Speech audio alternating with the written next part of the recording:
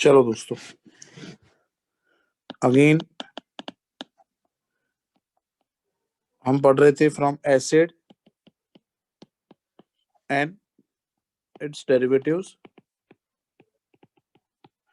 तो सबसे पहले हमने एसिड ले लिया, उसके अंदर ऐड कर दिया हमने लिथियम एल्यूमिनियम हाइड्राइड NH+। फिर एसिड के डेरिवेटिव, सबसे पहला एसिड क्लोराइड, उसके बाद हमने क्या लिया था, एस्टर।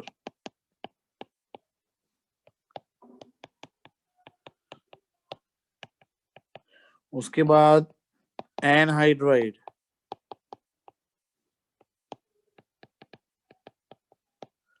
और उसके बाद अमाइड। ये एसिड और उसके बच्चे हैं, मतलब डेरिवेटिव। क्या करना है, ये बॉन्ड ब्रेक करना है सबके अंदर।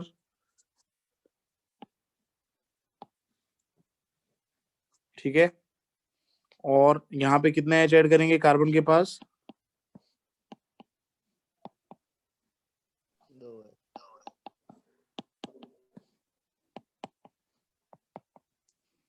यहाँ पे एक एच और यहाँ पे एक एच। तो देखो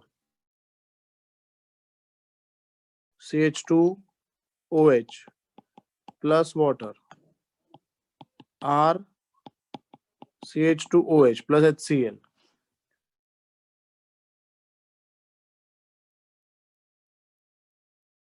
R CH2OH plus R COOH।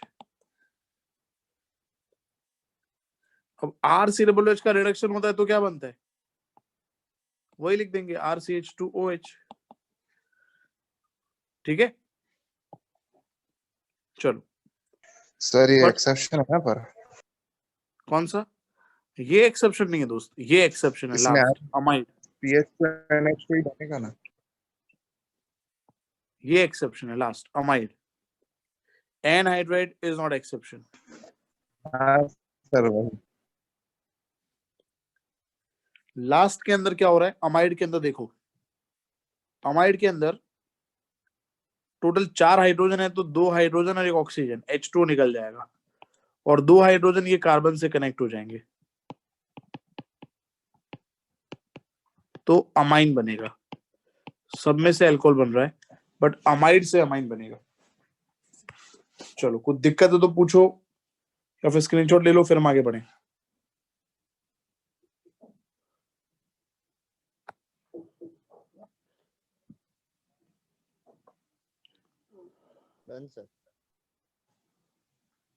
चलो, done sir. From Easter bye hydrolysis. Next,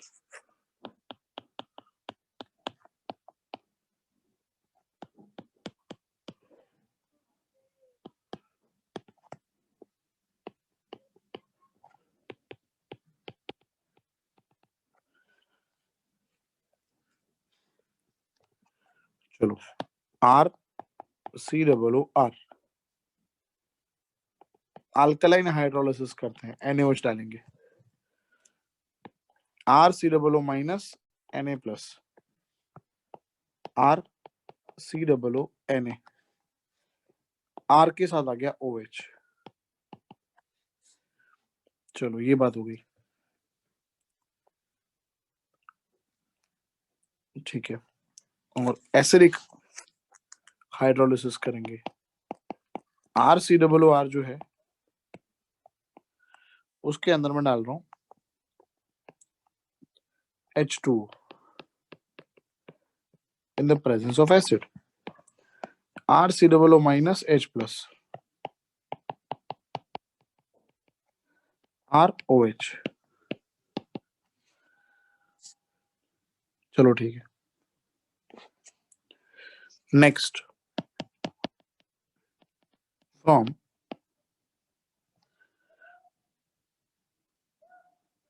primary amines. Primary amine से हम अल्कोहल बना सकते हैं। ओके, यहाँ पे RNH2 लेना है और उसके अंदर ऐड करना है सोडियम नाइट्राइट एंड HCl, जिससे बनेगा HNO2 नाइट्रस एसिड, और इसकी वजह से बनेगा अल्कोहल प्लस नाइट्रोजन। कैसे बनेगा मैं बताता हूँ, है ना। अगर यहाँ पे इथेनेमाइन है और यहाँ पे HNO2 लिखा है, तो याद रखना आपको क्या लिखना है, क्या करना है, NH2 को रिप्लेस करना है। किससे? OH से। तो ये इथेनामाइन है, क्या बनेगा उससे, इथेनॉल। चलो स्क्रीनशॉट ले लो, फिर मैं आपको बताता हूँ कैसे बन रहा है ये।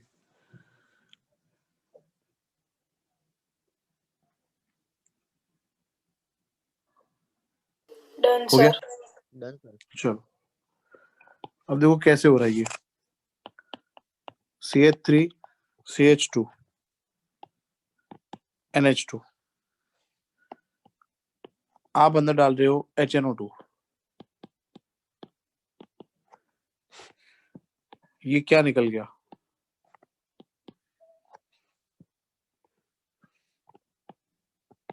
नाइट्रोजन। यहां से क्या निकल गया, H2। ये इथाइल के साथ कौन आ गया, OH, बन गया इथेनॉल। बड़ा सिंपल है यार ये, ठीक है। बट यहाँ पे एक एक्सेप्शन है।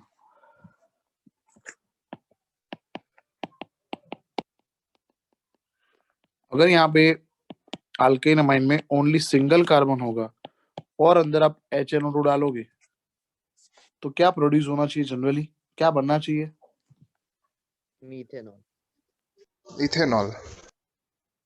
मीथेनॉल बनना चाहिए।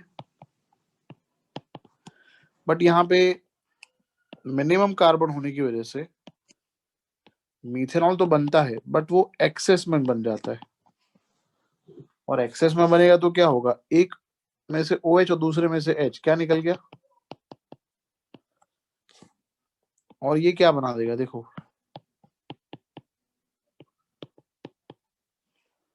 क्या बन गया फाइनल प्रोडक्ट, ईथर। हाँ। तो ये सब बातें आपको याद रखनी है कि अगर आपको यहाँ पे एग्जाम में लिखा है CH3NH2 और ऊपर लिखा है HNO2, तो आपको अल्कोहल प्रोडक्ट नहीं लिखनी है, आपको ईथर प्रोडक्ट लिखनी है। तो ये एक्सेप्शन केस है।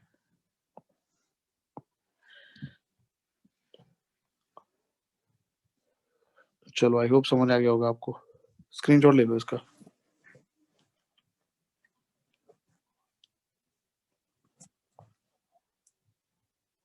Done sir. अब यहाँ पे CH3 CH2 CH2 NH2 है, तो एक बार और भी याद रखो एक बात कि भाई यहाँ पे रीअरेंजमेंट भी होता है। तो प्रोपेन 1 अमाइन होगा, उसमें से क्या बनेगा, प्रोपेन HNO2 डालेंगे तो प्रोपेनॉल। प्रोपेन। 2 बनेगा, क्योंकि रीअरेंजमेंट होगा इसलिए। चलो समझ आ गया होगा।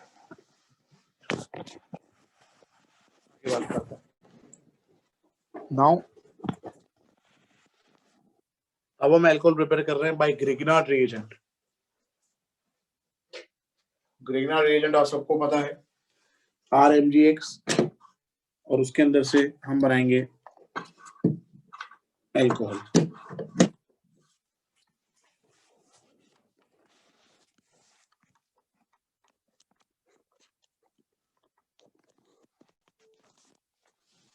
चलो दोस्तों, Grignard reagent. Next, from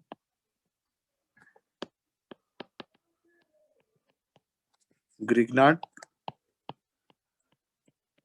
reagent. सबसे पहले हम पढ़ रहे हैं प्राइमरी अल्कोहल का प्रिपरेशन। उसके लिए हमें लेना है RMgX और उसका करना है सिंपली ऑक्सीडेशन, तो हो जाएगा ROMgX, ठीक है। और followed by hydrolysis, next step में H2O ऐड करेंगे, तो MgX के साथ ये इलेक्ट्रोनेगेटिव OH यहां से निकल जाएगा, MgOHX, और RO-H+, ये देखो प्रोड्यूस हो गया प्राइमरी अल्कोहल। चलो, प्राइमरी अल्कोहल बनाने के लिए और हम क्या कर सकते हैं, ग्रिग्नार्ड के अंदर ऐड कर सकते हैं मीथेनॉल। MgX के साथ क्या निकाल दोगे, OH, RCH2OH,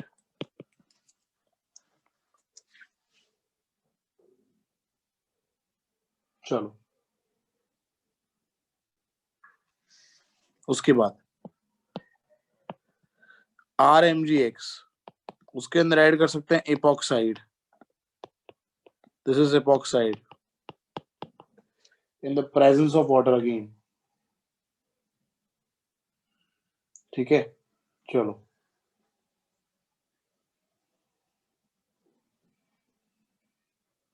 MgX के साथ क्या निकल जाएगा, OH,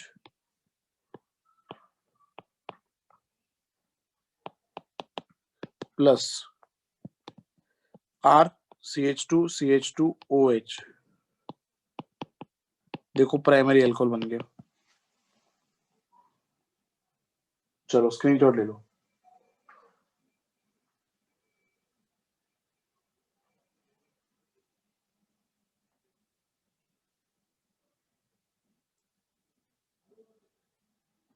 डन सर। ओके,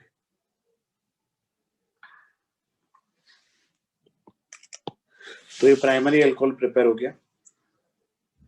अब बात करते हैं सेकेंडरी अल्कोहल के बारे में।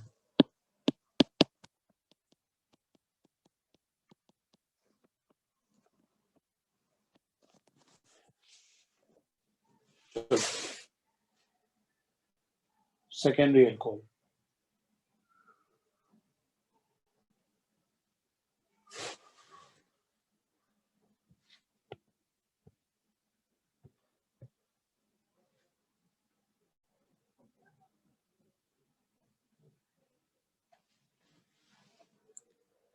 सेकेंडरी अल्कोहल के लिए RMgX लेना है और हमें ऐड करना है अंदर RCHO, ठीक है, substituted aldehyde in the presence of again water, तो MgX और OH यहां से निकल गया, RCHOH और ये R यहां पे अटैच हो गया, ये बन गया देखो सेकेंडरी अल्कोहल। सेकेंडरी अल्कोहल बनाने के लिए हम ले सकते हैं और एस्टर ले सकते हैं, HCOOR, MgX के साथ OR निकल गया,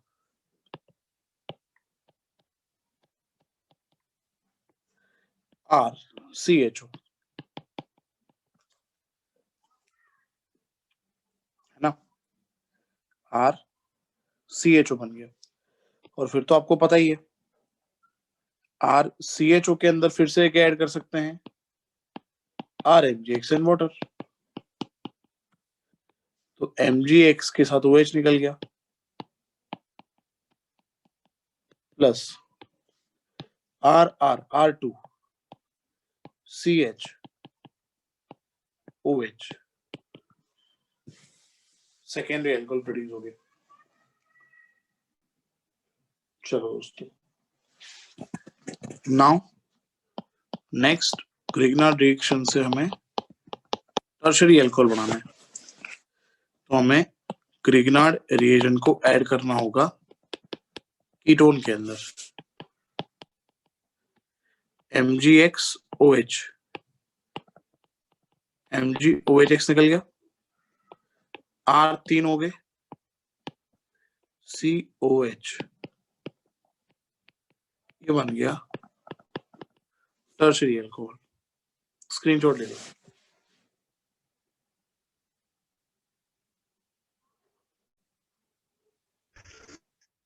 done.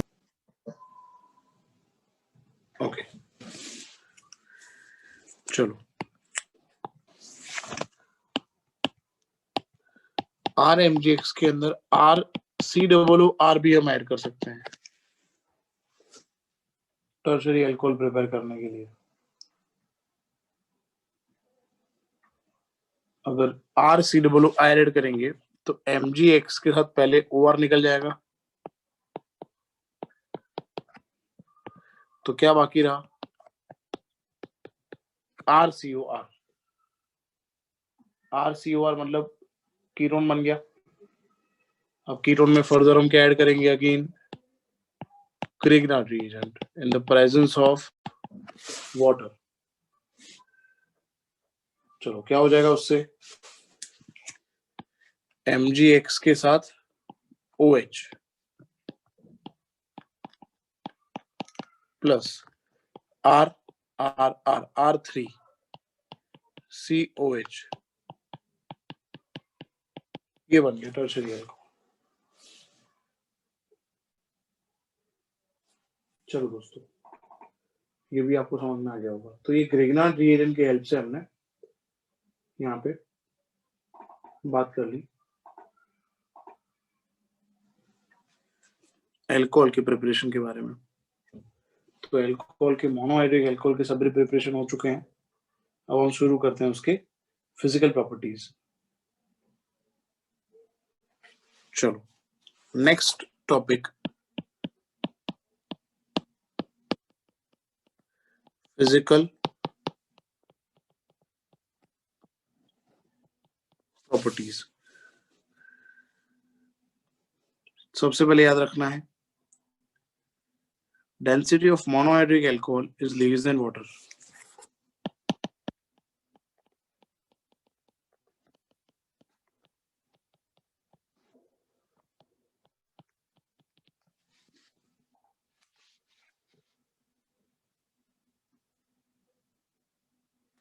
Density of monohydric alcohol is less than H2. Second, density is proportional to molecular weight.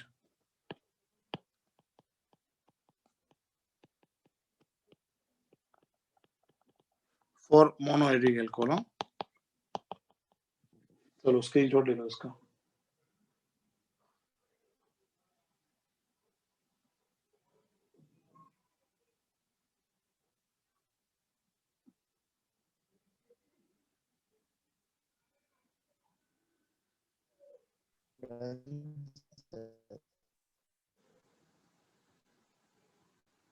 चलो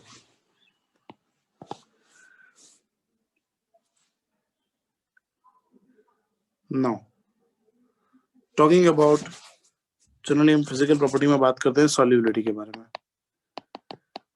तो सॉल्युबिलिटी जनरली ब्रांच के प्रोपोर्शनल होता है और मॉलिक्यूलर वेट के इनवर्सली प्रोपोर्शनल। जितना मॉलिक्यूलर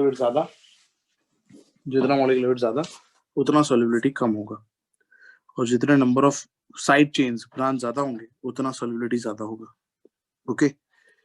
दूसरी बात, अल्कोहल की अगर हम बात करें तो अल्कोहल जो है उसमें due to presence of lone pair of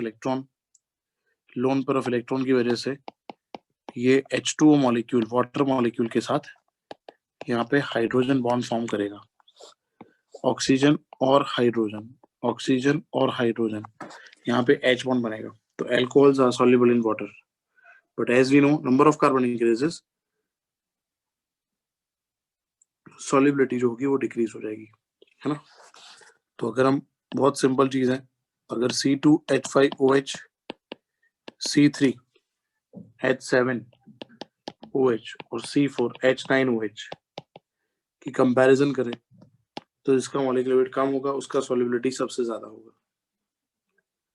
बड़ा सिंपल है ये। और अगर हम बात करें C4H9OH के आइसोमर्स के बारे में। यहाँ पे जितने ब्रांच ज्यादा होंगे, ठीक है, ब्रांच ज्यादा होंगे, ब्रांच इंक्रीज होंगे, उतना ही सॉल्युबिलिटी भी इंक्रीज होगा। Branch increases, solubility increases.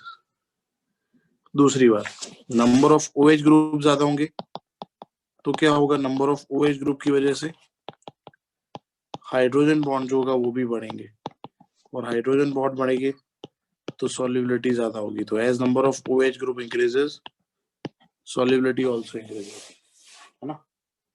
चलो दोस्तों स्क्रीनशॉट ले लो इसका।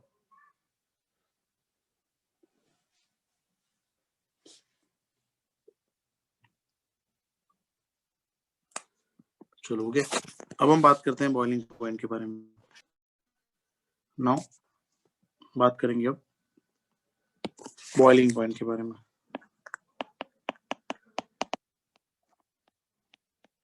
Boiling point is directly proportional to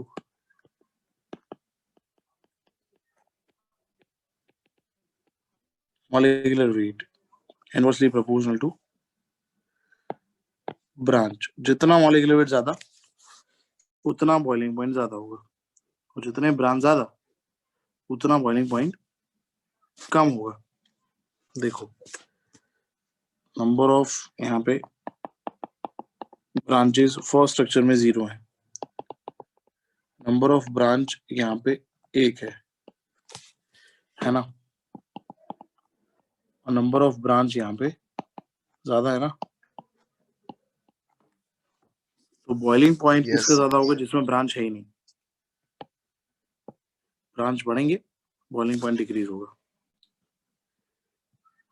but number of OH group increase होंगे तो बॉइलिंग पॉइंट इंक्रीज होना बड़ी कॉमन बात है, क्योंकि जितने OH ज्यादा उतने हाइड्रोजन बॉन्ड ज्यादा होंगे, और जितने हाइड्रोजन बॉन्ड ज्यादा होंगे उस बॉन्ड को ब्रेक करने के लिए हमें ज्यादा एंथैल्पी की जरूरत है। तो इसका बॉइलिंग पॉइंट इंक्रीज होगा OH group, number of OH group increase होने की वजह से। चलो स्क्रीनशॉट ले लो, अब हम स्टार्ट करेंगे केमिकल प्रॉपर्टी।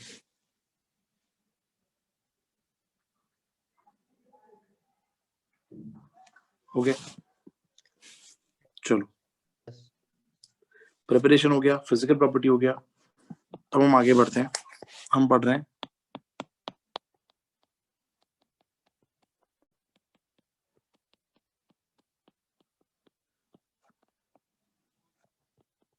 केमिकल प्रॉपर्टीज के बारे में। फिर मोनोहाइड्रिक अल्कोहल है, उसमें 2 टाइप के रिएक्शन होते हैं। सबसे पहला रिएक्शन जो है, इसमें रिएक्शन ऐसा होगा जिसमें ROH में से ये बॉन्ड ब्रेक होगा, है ना। तो यहाँ पे क्या बनेगा, RO- और H+। अब जब ये बॉन्ड ब्रेक होगा तो देखो यहाँ पे अल्कोक्साइड आयन बन रहा है। अल्कोक्साइड आयन में आपको याद रखना है, अल्कोक्साइड आयन में याद रखना है जितने कार्बन कम उतना रिएक्टिविटी ज्यादा। तो यहाँ पे रिएक्टिविटी होगा 1, 2 and 3, primary, secondary and tertiary. Whereas if we'll break this bond, अगर हम R और O का बॉन्ड ब्रेक करेंगे तो यहाँ पे कार्बोकैटायन बनेगा, और कार्बोकैटायन सबसे ज्यादा टर्शरी स्टेबल होता है, then secondary and then primary. तो यहाँ पे ऑर्डर होगा 3 to 1। ओके, और तीसरे रिएक्शन होते हैं reaction involving complete molecule of alcohol. Reaction involving complete molecule of alcohol, है ना। चलो तो सबसे पहले हम स्टार्ट करते हैं OH बॉन्ड हम ब्रेक करते हैं। सबसे पहला title, reaction involving cleavage of OH bond. चलो सबसे पहला टाइटल, तो यहाँ पे मैंने आपको पहले ही बोला मीथेनॉल सबसे ज्यादा रिएक्टिव है। जैसे कार्बन बढ़ेंगे ना, इथेनॉल है, फिर आइसोप्रोपाइल अल्कोहल हो गया,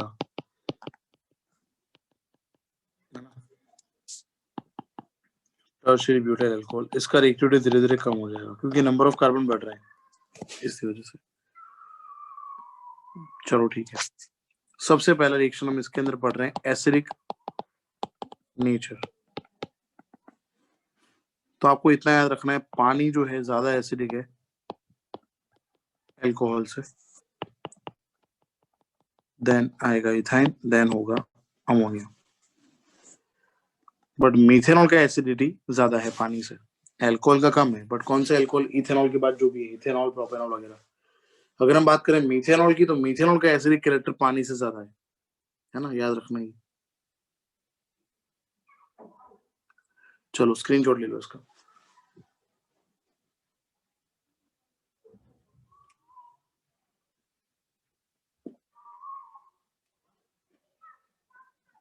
डन सर। चलो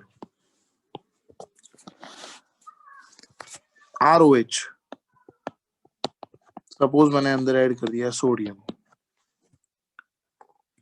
तो यहाँ पे RO माइनस और Na प्लस, सोडियम अल्कोक्साइड, और यहाँ पे बनेगा H, मतलब half H2। Similarly, if I'll add again potassium, तो ROK बनेगा, ROK, और half hydrogen. Second reaction is alkylation reaction. Alkylation में हमें क्या करना है,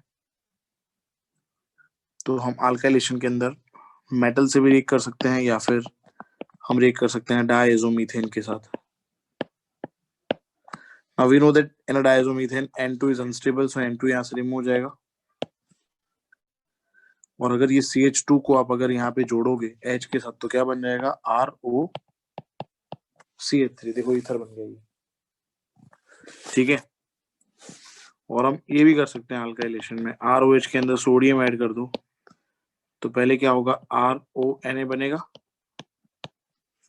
और उसके अंदर आप ऐड कर दो RX, तो यहाँ पे NaX रिमूव हो जाएगा, तो RO माइनस NR, तो ये क्या बन गया, ROR, मतलब ईथर बन जाएगा। ये जो रिएक्शन है ना, this is called Williamson synthesis. चलो स्क्रीनशॉट ले लो।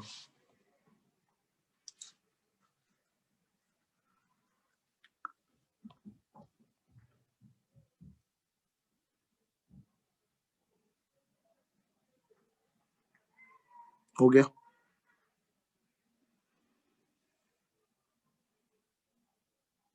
ठीक है। चलो डन सर। तो अल्काइलेशन हो गया, अब देखते हैं एसाइलेशन, आज का लास्ट रिएक्शन।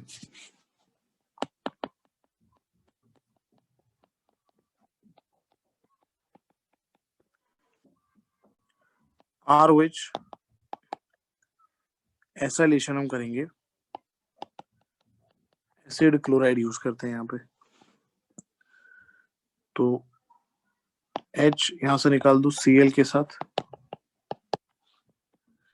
RCOOR, ये बन गया ईस्टर। हम ऐसे भी लिख सकते हैं इसको, यहां से भी लिख सकते हैं ROCOR, क्योंकि दोनों R यहाँ पे दोनों R लिखे हैं, सेम है कि डिफरेंट मैंने नहीं लिखा यहाँ पे, तो हम लिख सकते हैं ऐसे, है तो ईस्टर ही दोनों। चलो जैसे कि मैं यहाँ पे लिख रहा हूँ CH3OH, और यहाँ पे लिख रहे हैं अपने CH3COCl, HCl निकल गया, तो CH3OCOCl। चलो जैसे हमारे पास यहाँ पे है सैलिसिलिक एसिड,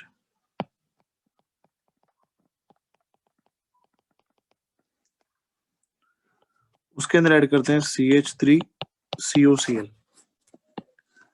यहां से H निकाल दो ये Cl के साथ,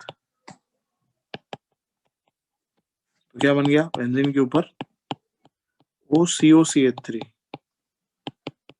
और ये COOH, ये एस्पिरिन है और इसको बोलेंगे ortho acetyl oxy benzoic acid, और इसको हम लिख सकते हैं 2 acetyl oxy benzene carboxylic acid. बोलो एनी डाउट्स? नहीं sir. No sir. No sir. दोस्तों यहाँ पे अगर आर की जगह फिनाइल होता ना तो स्कॉटमैन बाउमन रिएक्शन होता। स्क्रीनशॉट ले लो पहले, फिर वो लिख देता हूँ मैं।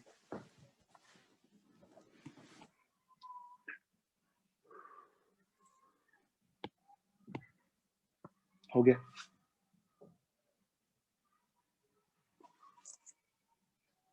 Yes sir. Yes sir. चलो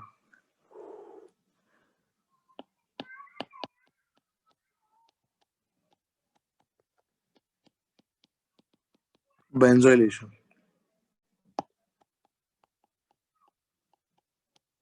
कॉटन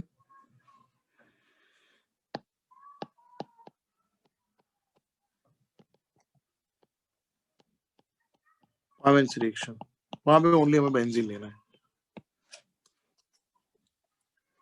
जैसे मेरे पास है ROH और यहाँ पे हम यूज करें PHCOCl,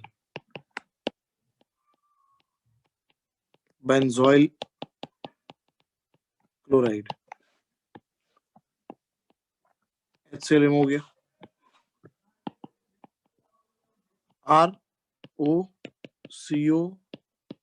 ROCOPH,